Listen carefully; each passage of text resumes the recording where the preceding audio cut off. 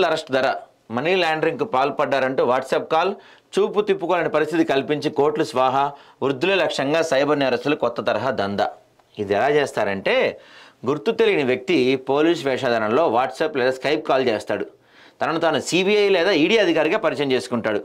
Money laundering case సంబంధించిన సొమ్ము మీ bank ఖాతాలో జమ అయిందని, మీపై ఎఫ్ఐఆర్ కూడా నమోదైందంటూ సదరు ఎఫ్ఐఆర్ కాపీ మీకు చూపిస్తాడంట. ఓరి నాయన ఇదేంది ఇది, మనం మామూలు యూపీఐ ట్రాన్సాక్షన్స్ అంతంత మాత్రం చేస్తాం, మనీ లాండరింగ్ కేసు మనకేంటి, పైగా వీళ్ళు కాల్ చేశారని చెప్పి సహజంగా భయపడిన పరిస్థితి ఉంటుంది. ఇక్కడ చూస్తే హైదరాబాద్ అడిక్మెట్ వచ్చిన ముద్రాలు 85 ఏళ్ళు అంటామకి. ఈ నెల 26 ముంబై పోలీస్ పేరుతో వ్యక్తి కాల్ చేసి సీనియర్ శిల్పా శెట్టి దంపతులకు సంబంధించి మనీ లాండరింగ్ సొమ్ము మీ బ్యాంక్ ఖాతాలో జమ అయింది, ఎఫ్ఐఆర్ కూడా నమోదైన బెదిరించి నిన్ను డిజిటల్ అరెస్ట్ చేస్తామని చెప్పారంట. దీంతో ఎఫ్డీలు పిఎఫ్ ఖాతాలోని 5.9 కోట్లు బదిలీ చేసుకున్నాడంట వాడు. ఇంకోటి హైదరాబాద్ శివ రామచంద్రాపురం బెల్ టౌన్షిప్ సమీపంలో 80 ఏళ్ల వృద్ధుడు మే నెల 19న వాట్సాప్ వీడియో కాల్ వచ్చింది. అతడి ఆధార్ నెంబర్ సిమ్ కార్డు తీసుకున్న నరేష్ గోయల్ అనే వ్యక్తి ఆయనతో మాట్లాడాడు. మనీ లాండరింగ్కు పాల్పడ్డారని బెదిరించి మే నెల 20 నుంచి జూన్ 20 వరకు దాదాపుగా 4.98 కోట్లు. బా.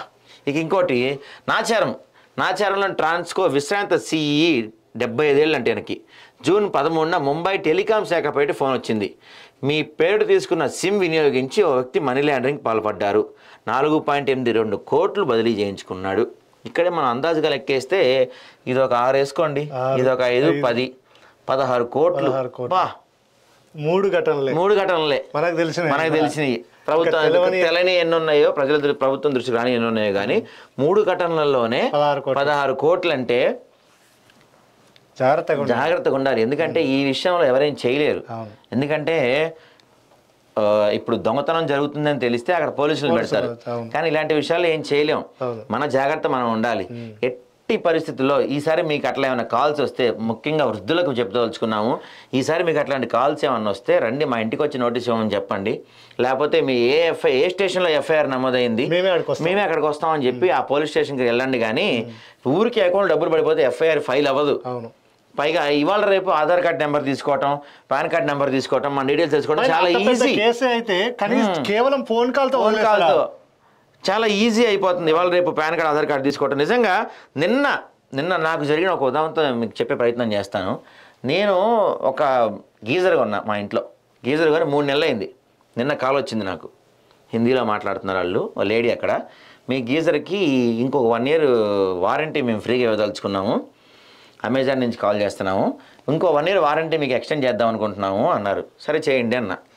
సరే మీకు కన్ఫర్మేషన్ మెసేజ్ వాట్సాప్లో షేర్ చేస్తాము అన్నారు. ఓకే మంచిదన్న, మెయిల్ కూడా వస్తుంది అన్నారు. ఓకే అన్న. ఈలోపు ఏమన్నా ఇదంతా అవ్వాలంటే ముందుగా మీకు ఒక ఓటీపీ వస్తుంది, ఆ ఓటీపీ చెప్పండి, మీకు ఇంకొక 1 year ఇస్తామని చెప్పారు.